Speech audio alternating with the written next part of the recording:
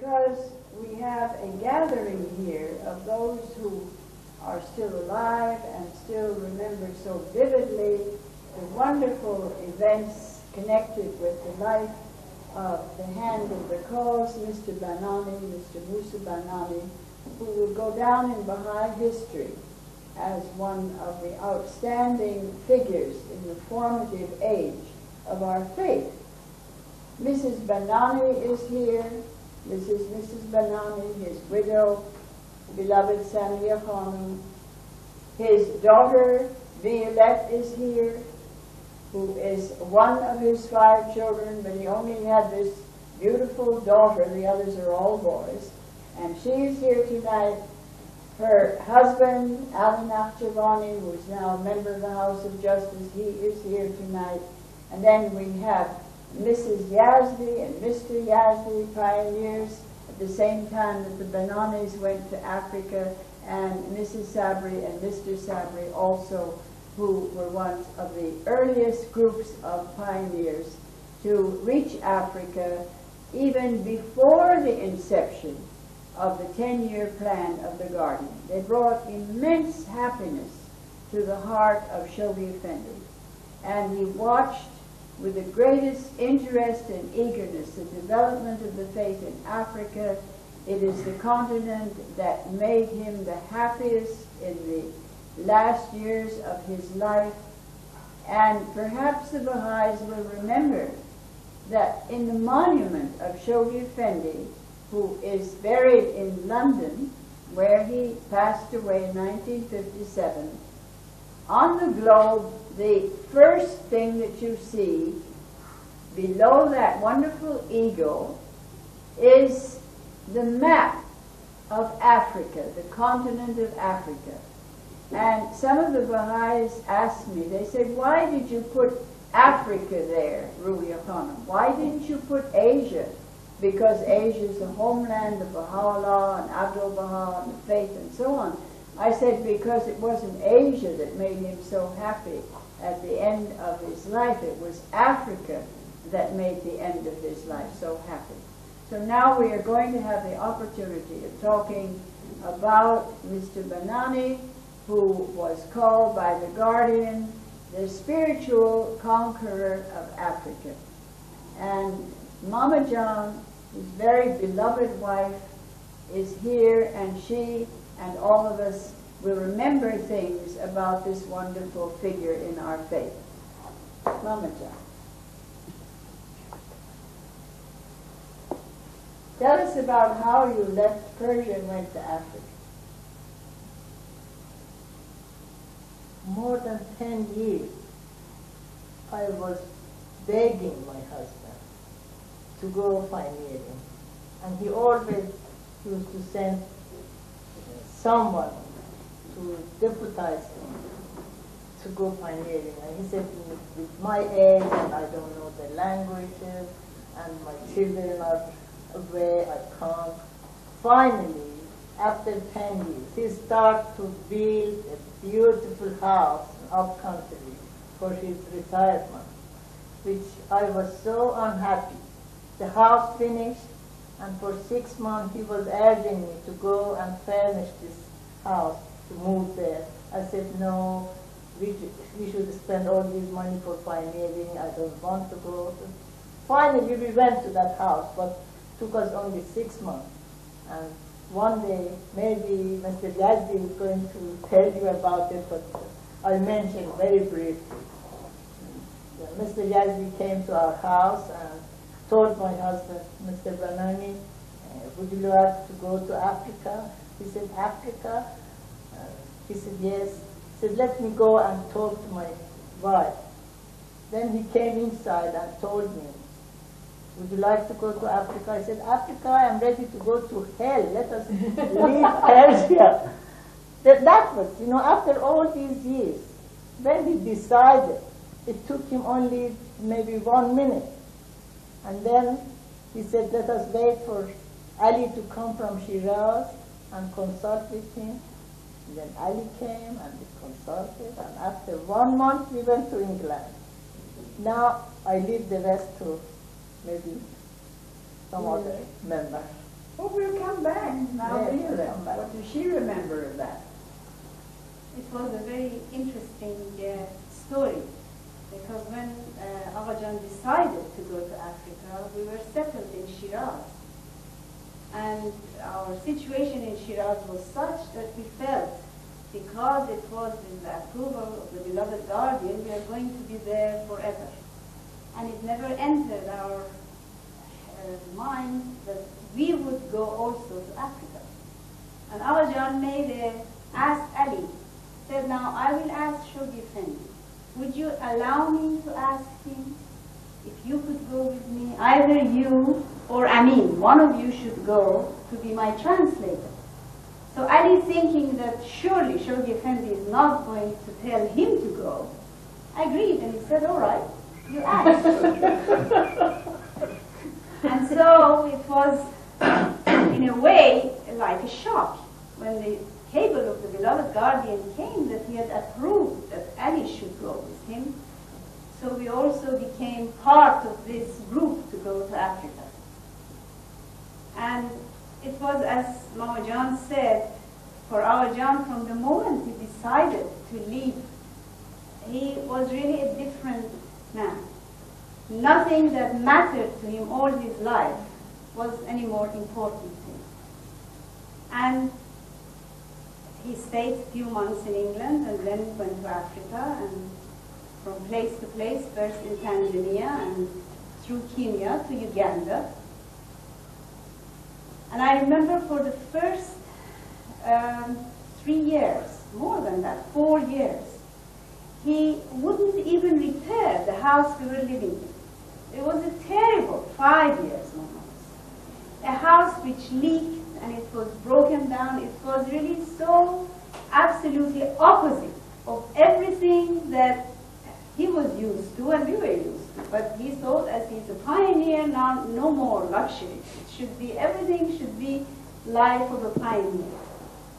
And that's how it was with him, all through. I don't want to go into the details, except that I want to say something of the end, because the beginning will come gradually.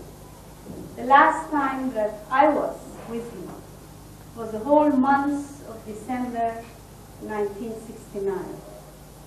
And it was at the beginning of Anatole Bahá'í's trip through Africa. And we spent a whole month in that house with Agha. And it is so wonderful that this is my most vivid memory of him. With those beautiful rosy cheeks, he was completely bedridden, he was always in bed. Every morning he was shaved, although he was used to be shaved every other day by my mother, but during that month he insisted that she should shave him daily.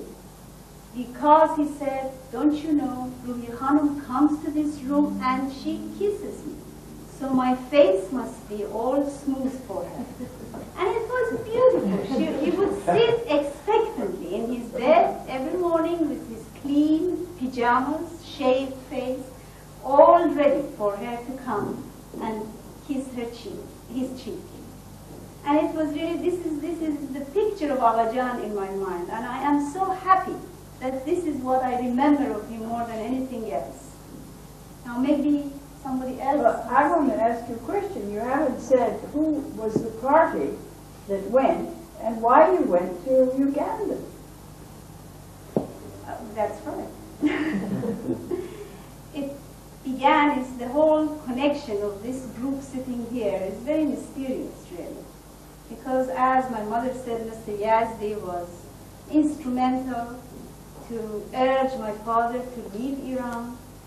But also Hassan and Isabel, I remember that's where I met Hassan and Isabel for the first time, was in their wedding. We were in London and we went to their wedding, not maybe the first time, Hassan Jan, but I mean as knowing you as such. We went to their wedding and they were just about to leave for Africa too. And, but from England, we left with Philip Hainsworth. He was the British pioneer who came with us, the 5 of us. Was my parents and Ali and Philip and myself and our daughter Baha'i, who was 3 years old. We left for Africa. And at that time, Ali's brother was already settled in Dar es Salaam. And I'm so happy to remember Jalal, because he was the first one who settled in Africa during this 2-year plan that Shoghi gave before Why the crusade. Uganda?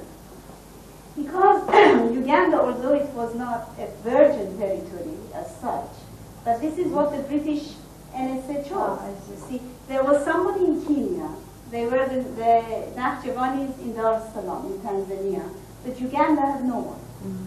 So they suggested that we move to Uganda. That's why we went there. Now, Aziz, tell us how you pushed Mr. Banani to Africa. Believe me, I did not push him. He pushed me. It's one of the most unforgettable experiences in my life, because it was a turning point in my own life. As you know, I was the liaison between the National Assembly of Iran and the African Committee of Africa in London. One day I went to Mr. Banani's house, the house that he just built, this beautiful house outside in the outskirts of Tehran, to congratulate him and wish him a happy residence in this new house.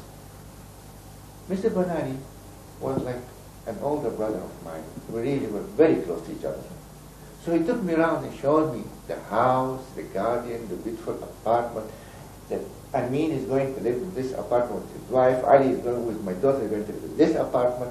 He had planned everything for the future of his life. And when this was finished, the tour, he looked at me and said, Aziz, all my life I worked like a slave to earn money. I deserve the remaining years of my life to live in comfort with my children. Don't you agree? I said, yes.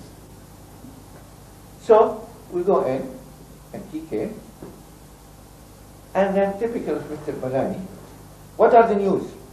That's the first question he asked. There was in my pocket the cable of the beloved Guardian. So I wrote it out, and he said, this is the cable from the Guardian. I said, read it. You know, his tone was always authoritative. Read it, because he was like an elder brother. So I read it and translated for him. And this is the thing that I never forget, will never forget. Having heard what I told him, he closed his eyes, meditated, and the very man who only 5 minutes ago said, I deserve to spend the remaining years of my life in comfort, opened his eyes and said, Aziz, if I go, would you come? Just like that. I tell you, this was like something that shook my whole being. This statement, just a few minutes after that. And he had just built this house, a work of several months. When you hear that, what can you say? I said, yes. And I did not mean it before that.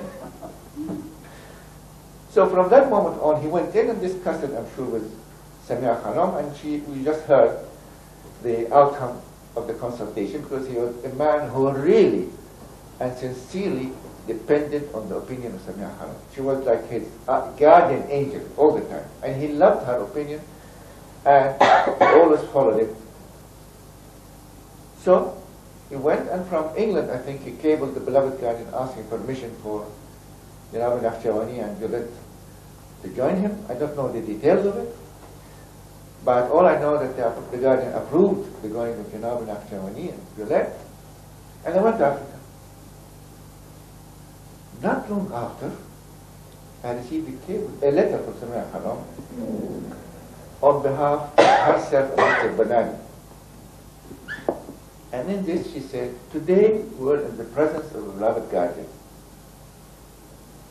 And we talked about you. And we told the Guardian of your intention to come to Africa. See how God works. And the beloved Guardian said, I know Aziz, because he knew me from childhood. He's a man of his word. When he says something, he will do it. That was the end of me. Africa was sealed. And not long after, I was in Africa, and at the airport of Entebbe, Mr. Banani was there with open arms waiting for me, and we can never imagine the happiness of both of us meeting each other. That's beautiful. You want to add something, Zoraida? After all, you went with it. No. No, He came after. Yes. Are you joined him? Yes, I went first to England with the children to learn English, and after I came. But I remember the day that I was alone in Nairobi, in the house, when Mr. Banani and Mr. Nakhtawani, they came from Uganda. That was the, after operation of his eyes. And they came there, and they said, "Where is Aziz?" And I said, "Aziz is not at home. He is in Kenya Club meeting, Baha'i meeting." And they said, "We have a word with him." And they put me in the car. We went together to Kenya Club. And there, Mr. Banani told Aziz, "You have to come with me to Uganda now, because I had a cable from Guardian that I had to find the land for Mashawada's car." And because Mr. Nakhtawani had another function that had to go to Cameroon, and that's why you had to come and help me. And that, although he had that operation of his eyes, that he should stay in the house, but because of the telegram of the Guardian, he drove all the way from Uganda, came to Kenya to take Aziz to go with him. And they didn't stay that night. He said, "No, we don't have time, because next morning Mr. Nakhtawani had to go by plane, and that's why you had to come now." He just gave me the key of his office, and they left. That was really a very vivid impression of his sacrifice of his own life and his own safety for the obeying Guardian. You all search of Effendi like that. That characterized all these wonderful group of early pioneers. When did you two get to that part of the world, Hassan?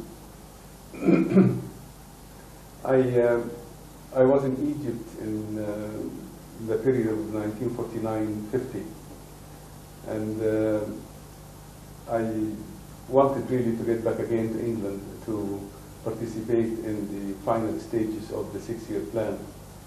So I wrote to them and said that I'm free to come. Would you seek permission from the beloved Guardian for me to come back again to England and help with the completion of the 6-year plan? And they consulted the beloved Guardian. The beloved Guardian sent a beautiful cable saying he approved my going. So I went to England in February 1950. And when the 6-year plan was over and it was completed very successfully, the beloved Guardian sent the British Baha'i community a message to be read at their convention. And that message launched the 2-year plan for the opening of 3 territories in Africa, East and West.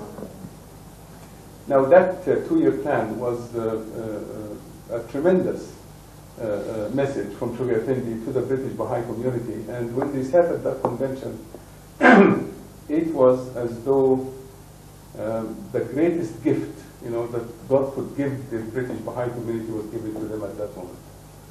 Because the beloved Guardian was so confident, and as a reward for their success, and the fulfillment of the goals of the 6-year plan, he was giving them a plan now for Africa, to open 3 territories, East and West Africa. And at that time they said, they sat there, and the Guardian in the message said he was giving them a 1-year respite.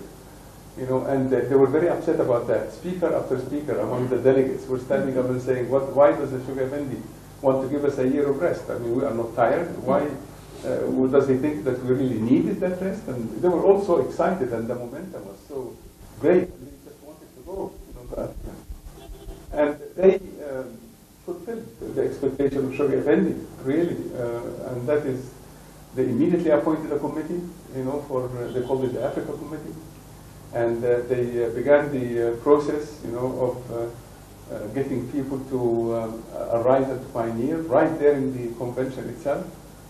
Philip Hindley's mother was one of the very first people to arise and say that she wanted to go and pioneer. And Claire Gong was another one. I personally didn't think that I was going to go pioneering because I always felt that the pioneers are another type of people. They are heavenly people and angelic people, and they are wonderful people, and who am I to really offer to go pioneering? It's all right, I pioneered in England, but I mean, that is only local. But to go out and pioneer in Africa in such a distinguished land like this is, calls for something else altogether, some other people of other qualities. And I need that. And then they insisted that I must really ask the permission of the Guardian and the advice of the Guardian. And I said, I'm going back again to Egypt because I came here only for 3 months and another 3 months. Then I'm going back to Egypt because that is where my place is. He said, aren't you going to even ask the beloved Guardian to give you what advice he had? Well, remembering what my father had said at one time, that was he was giving me to the Guardian, I said, all right. So I wrote to the Guardian and I said, do you want me to stay in England or go back to Egypt? And then he came with saying, go to Africa. But where did Isabel come into all of this? Well, she married me because I was going to Africa. Anyway, I just wanted to say when Mr. Banani came in, the process continued, for many months. But then the arrival of Mr. and Mrs. Banani and Farshid, in England in about December 1950 was electrifying, to the British Baha'i community, because here we were all, inbred, it is all going to be a British thing, and one Egyptian believer going to participate in the plan because the British Baha'i community was to collaborate with the Egyptian Baha'i community, and I was the contribution of Egypt and the contribution of England, combined. And Mr. Banani's coming, there was a seminar held in London in December, and Mr. and Mrs. Banani came and attended that seminar. Farshid in those days was about 10 years old, and he was wearing long trousers, short young man like this, and he was sitting down beside them and translating for them from the English into Persian, and from Persian he translates for us into English, and he was doing a splendid job. But the presence of Mr. Banani, the man who could not speak English, and he was going to go, at that time he was about 60 years old, something like that. And it was just a revelation for all of us. I mean, this elderly man is going to go pioneering, and he doesn't know the language, and his wife does not know the language also. And what's going to happen to them? You see, and here he was, and it was very exciting. I remember it so vividly, that we were all gathered always, sort of came always around Mr. and Mrs. Banani, to listen to them and to talk to them and so forth. And I had the privilege, of course, of speaking Arabic. So I could speak to Mr. Banani, and Mr. Banani was listening. And then they had an apartment in London. And every time we went to London, we always went to the Banani's flat. I mean, it always became, the home of the strangers. All of us went and congregated into Mr. Banani's flat. And everybody that came to England at that time also congregated in Mr. Banani's flat. I remember Professor Zain coming there, and we were there, and other people coming to visit, London, they went to Mr. Banani's house. It was always open, and that is exactly what characterized the Baha'i community of Uganda. It was Mr. Banani's house. Everybody came to Mr. Banani's house. Mr. Banani's house was open, and everybody came and welcomed into Mr. Banani's house. And that is, the tradition started there. But the excitement of Mr. Banani arriving in England at that time, and his intent of going to pioneer in Africa, was sufficient to really bring tremendous joy and encouragement to all the friends at that time. Well, then it encouraged Isabel, if I understand you, to marry you so you would take her to Africa? That is what I think, She can tell the truth herself. That's his theory, everybody. Oh, no. These were wonderful days because this was the first international collaboration plan in the Baha'i world. And Shoghi Effendi was very happy about this plan because he said that it was something that was a prelude to the future. And of course, in a very short time, we came to know that it was a prelude to the 10-year crusade itself, in which all of the national assemblies collaborated together. But it was especially precious, those 2 years, for the opening of these 3 countries in Africa, because the believers in England, in Iran, in the United States, in India, and Iraq, and Egypt, sorry, all collaborated to open the 3 countries of Africa. And Agajan and Mamajan, Ali and Belet and Deir Bahia were the Iranian contingent, the first Iranian contingent, and later on came Aziz and Soraya and other of the friends from Iran. Really, this was a wonderfully exciting time for all of us. I'm sorry to say, I think the first was Jalal. Yeah, And Jalal, of definitely. course, Ali's elder brother, was in Tanganyika in those days with us. And this was really wonderful. My first experience of the Banani family was before I was a Baha'i, in 1945 in California, when I met Amin, Belet's elder brother.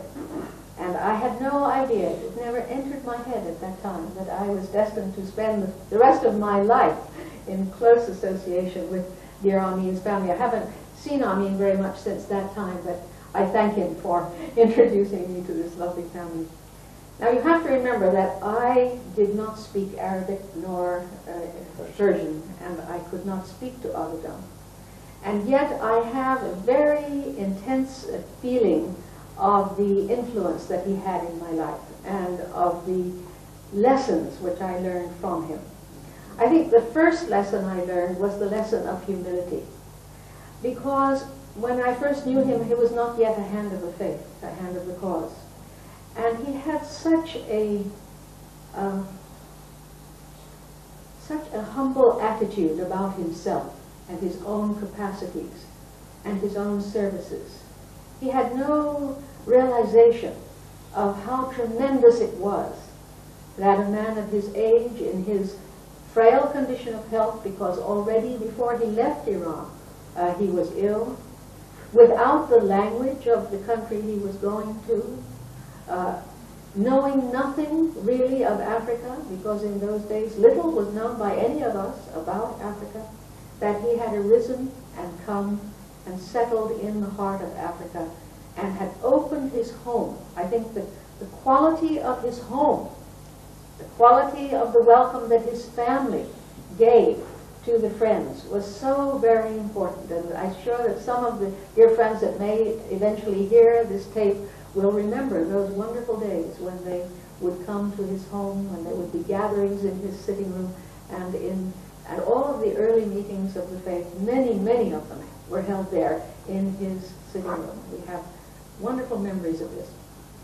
I think the second lesson that I learned from Agajan was a lesson that one sometimes learns from individuals. You know, I think that sometimes one meets a person who seems to embody a particular characteristic which stands out like a bright light. And to me, the characteristic which Agajan embodied was obedience. And it was not just a militant obedience, not at all. It was an obedience born of love. Love for the guardian of the faith, love for the cause itself, love of service to the cause, a great desire to see the faith progress and progress quickly. I had a very great blessing in early 1954 when Shoghi Effendi asked Ali to travel to different parts of Uganda and indeed East Africa, and he was away from Kampala for a few months. Mr. Banani was in need of help with his work because by this time, of course, he was a hand of the cause, and so I was helping him with his English correspondence. I remember very clearly, early one morning, there was a knock on my door, and there was Agajan standing with a telegram in his hand.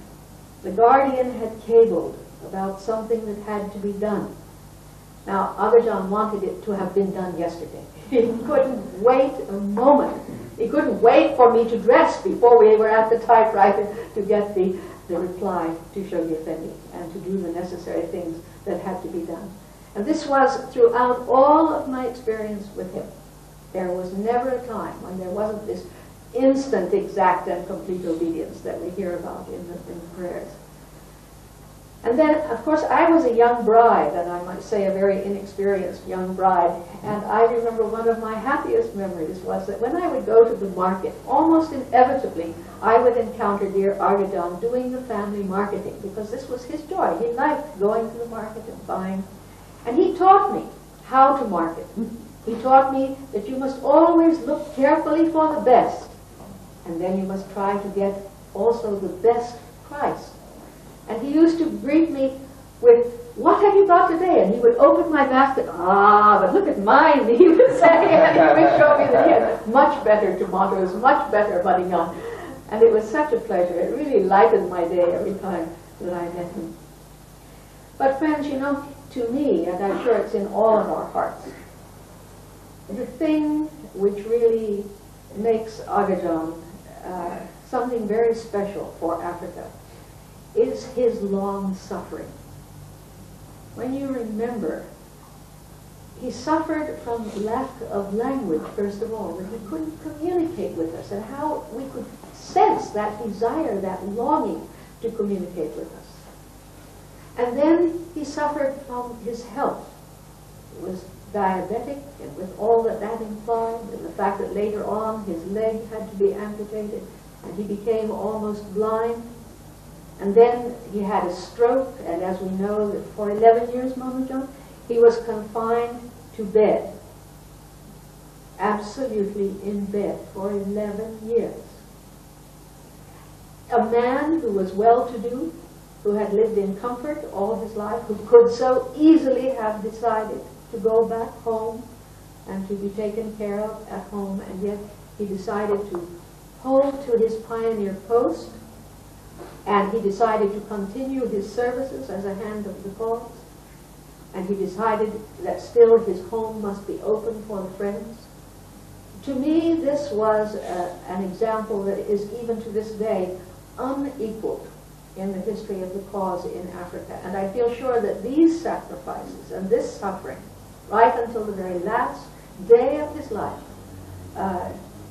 has brought to Africa a tremendous blessing, without which perhaps Africa would not have progressed. I remember in 1957, when I was on pilgrimage with Shoghi Effendi, he said that if we could get the African friends to open their hearts and say what was in their hearts, they would speak of the absence of prejudice, the lack of prejudice among the Persian friends. Of course, the family of Mr. Banani, his own wonderfully open, warm, loving welcome that all of us felt. And I also owe something to him which is so precious to me, the most precious thing in all the world I owe to him, for which I can never thank him. And that was when, in 1957, we received a cablegram having applied for pilgrimage. We received an answer from Shoghi Effendi which said that I was welcome, but that Hassan should wait because there had been trouble with Egypt the previous year, and he should wait a little while to come.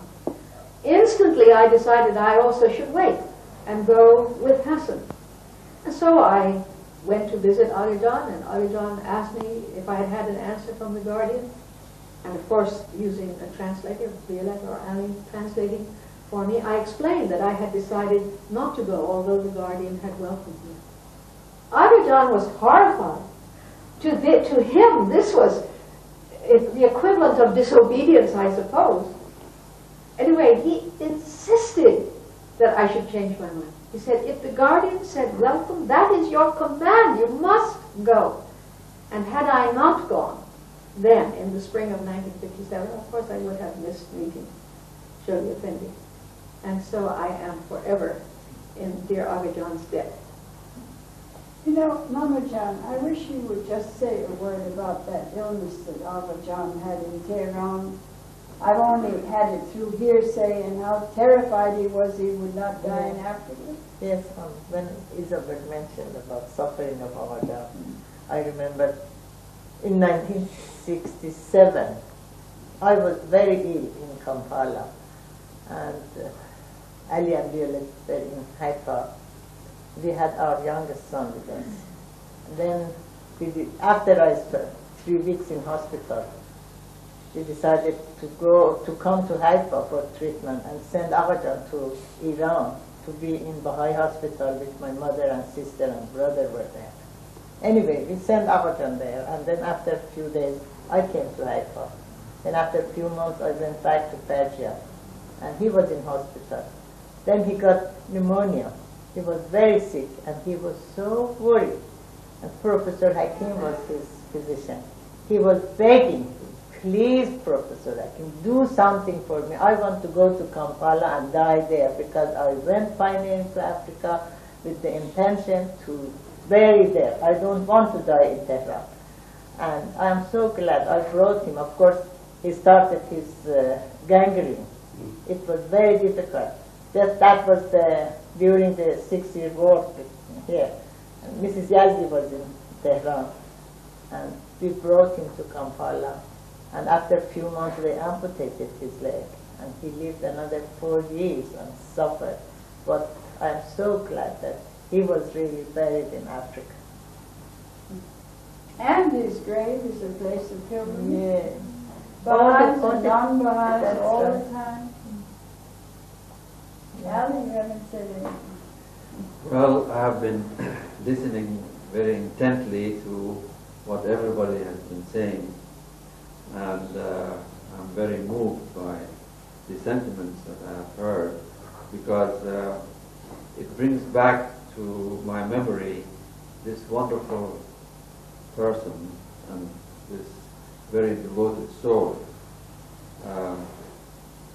Shoghi Effendi often sent a word to pilgrims, and I have heard this from indirectly quoting Shoghi Effendi, saying that the victories that have been won in Africa were all due to the presence of Mr. Banani in Kampala. Yeah, I heard that too. Yes. I heard that. And here he was, Shoghi Effendi had named Uganda as the heart of Africa, and here was Kampala, which was the heart of that heart.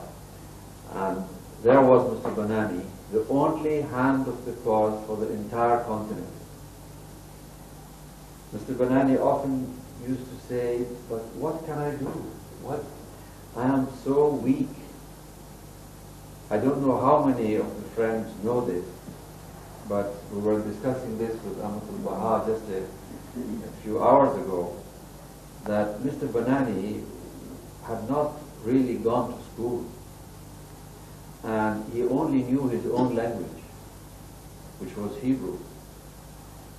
And he knew the Hebrew script. He could not even read Persian, although he spoke it. He could not read Arabic, but he spoke it. So he had his little booklet, and in his own handwriting he had written the Persian and Arabic prayers in Hebrew script, and he would memorize these prayers. Speaking about prayers, I have rarely heard anyone recite prayer with the love, with the tenderness, with the feeling that Mr. Banani recited his prayer. He could move hearts, not because he wanted to move them, but this was natural for him. He loved to pray. Now, as I was listening to the stories here, it was said that our little group, which comprised the Bananis and Philip Hainsworth, God bless him, and Violette and myself and our little daughter, we were in the car, and Philip was driving. And we were in Kenya, and we arrived in Uganda from Kisumu, on the Kisumu road. And there was this customs and the passport office. We checked in, and we, for the first time now, were on Uganda soil. And Shoghi Effendi had wanted this little group to go to Uganda. It had been a long way from Tehran to London to Dar es Salaam to Kenya, and now, at last, this was the final destination. There was a little tree there, and it was about midday. And Mr. Banani said, ask Philip to stop the car under this tree, under the shade of the tree. And he said, let us pray. This was his first thought, that he had arrived, now was the time for prayer. And he said, let us pray that we obeyed Shoghi Effendi. We responded to his call. Now we turn to Baha'u'llah and say that we responded to the call of your guardian. We did our little part. Now it's time for you to do your part. It is this, in his own simple words, he was expressing the very heart of what the covenant of God is all about. We've done our part, now it's time for you to do your part. Love me that I may love thee. And this is how he was. I remember when, in the very early months, we were in the hotel. We had no home. We wanted to have prayers. We couldn't really, because according to our way of chanting, it would be very awkward in the hotel to start chanting. So we decided that the best thing would be to pray early in the morning. We would get up at dawn, go to our car, and drive on these hills of Kampala. There are 6 or 7 hills. And every morning we'd climb one hill. We'd go to the top of that hill, watch the rising sun, and pray. Have dawn prayers. Pray that Baha'u'llah may use us to teach his faith to these dear people. That was our prayer. And when Agha prayed, it was no ordinary prayer. From his tone, you could see how moved he was. His tears sometimes would shed. This was the type of prayer that we experienced in those days. At meetings in his home, as has been said here, he did not understand the language, he did not know English, nor did he know this Luganda or any other language that was spoken in the room. But Mr. Banani sat patiently, silently in his room, and he would look at these faces. And sometimes I would look at him, he was praying. He was uttering silently his prayer that Baha'u'llah may guide these souls. And how often after the meeting he would say, what is your opinion about these contacts here? He would say, I think that one who was in that corner has a great deal of receptivity. He was that sensitive. Isabel spoke about his being humble. How true that is. He never considered himself to be anybody. He always felt that whatever praise Shoghi Effendi was giving him really did not rightly belong to him somehow. That's how he felt. He felt that all this praise belonged to the other pioneers, not to him. In fact, he would tell his family, he would say, pray that I may not fall. Shoghi Effendi has raised me. it's totally undeserving. I might fall. The more he raises me, the greater is the risk of my fall. Pray for me. Pray that I may be protected. Well, I know that you have a lot, the others may have a lot to say. I think that will be enough for the time. Well, you know, I want to say something. I remember that month that we stayed in the home of Mr. Banani before we set out across the continent. And my recollection is not only of his extraordinary, he always had this humility, as you said, but his extraordinary patience.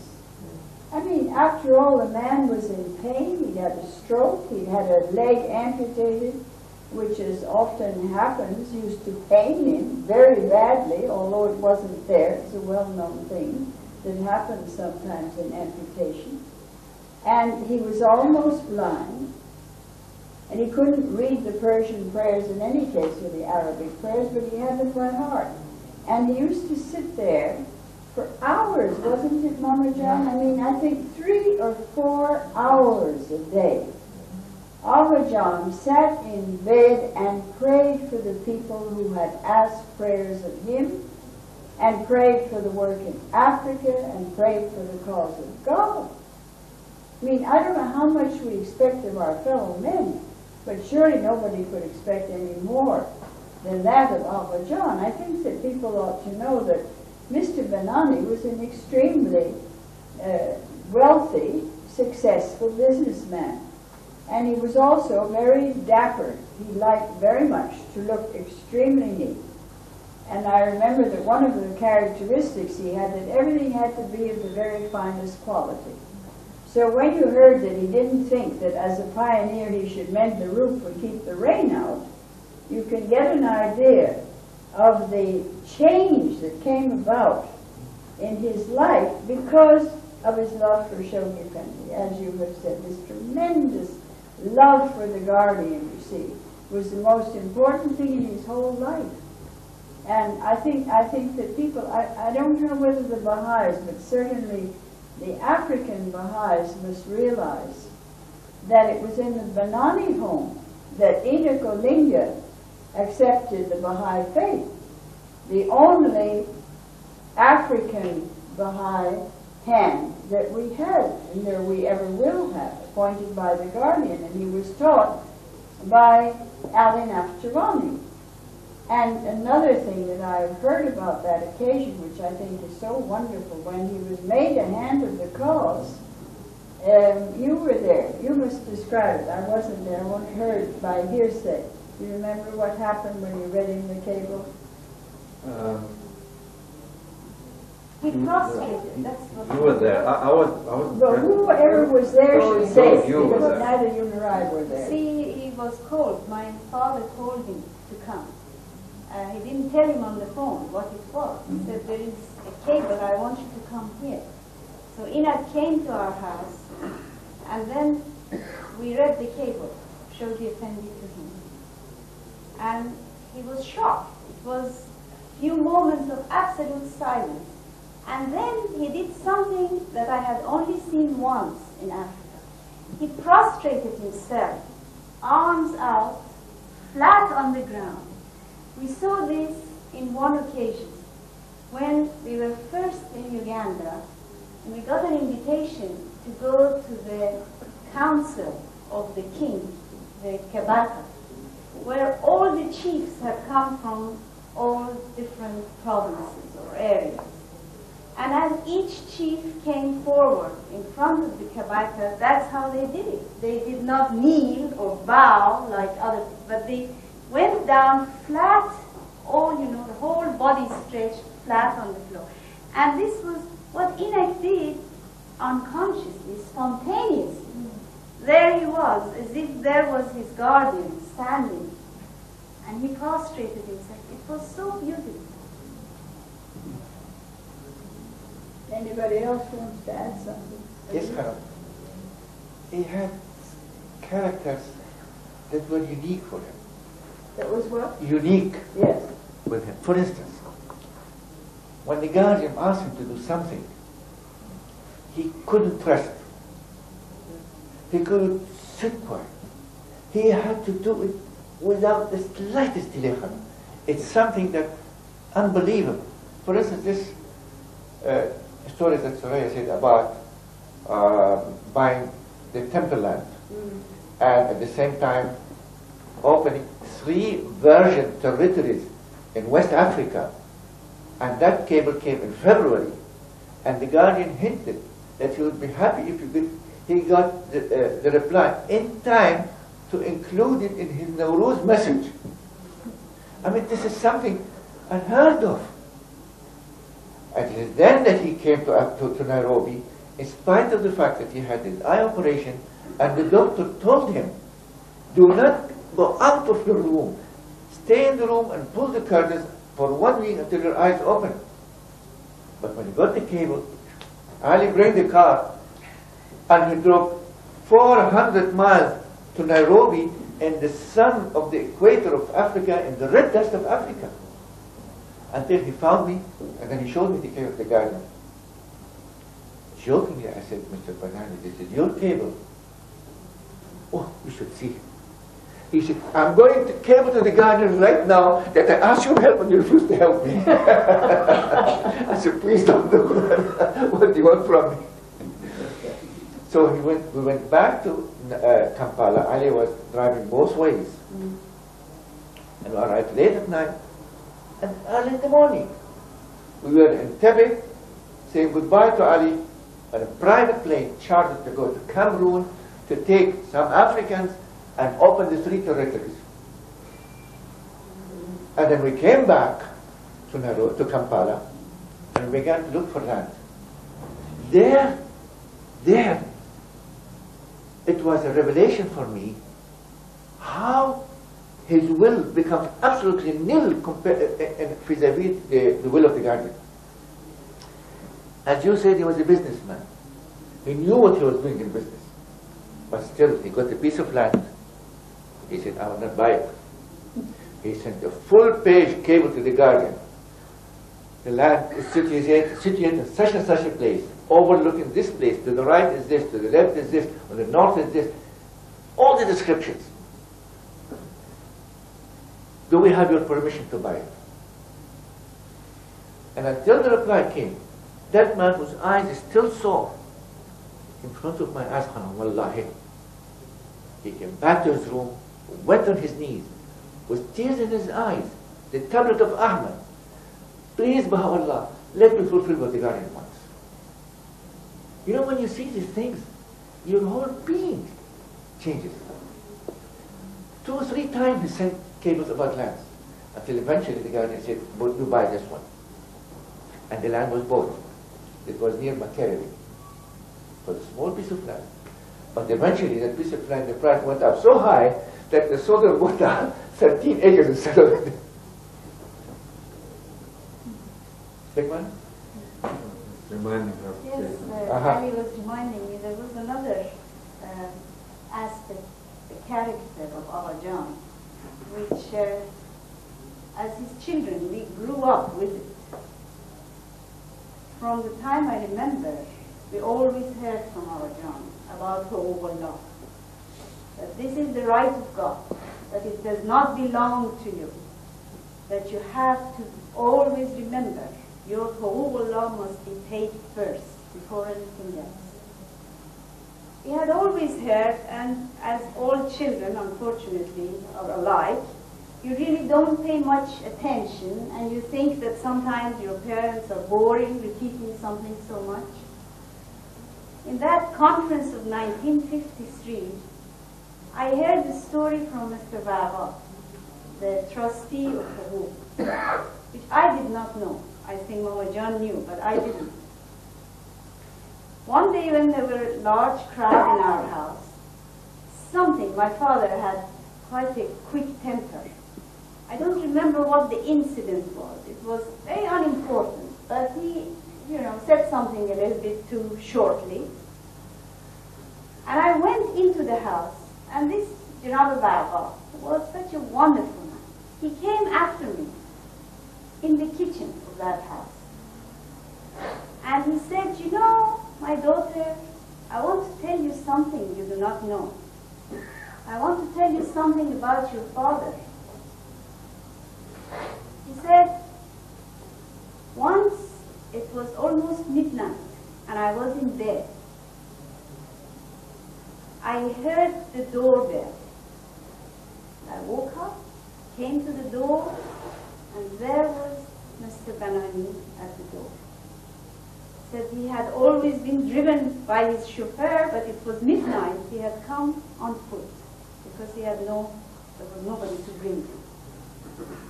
And he said, I invited him in. He apologized. He said, please forgive me. I have come at this hour and wakened you up. But I could not sleep. He said, you know, I sold a piece of property.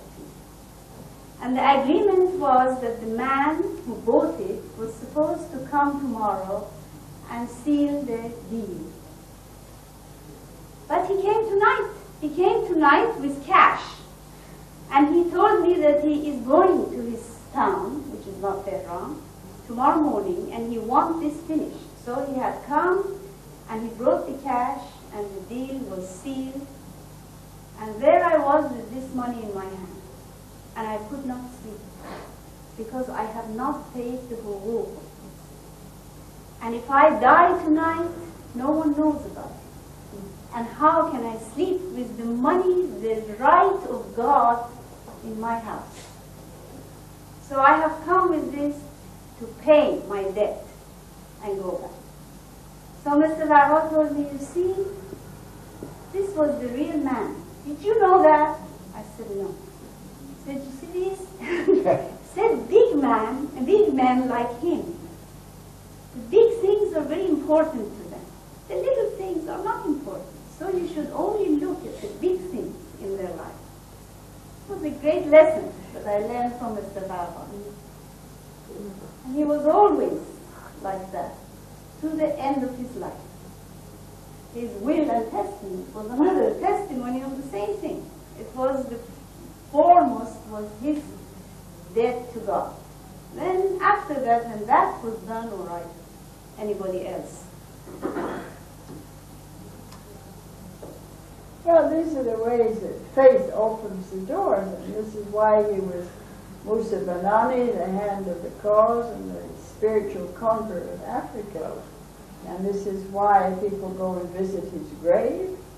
And as long as there is a grave there, or even where everybody knows that the grave was, people will go and pray at Banani's grave and remember him and his services to the cause.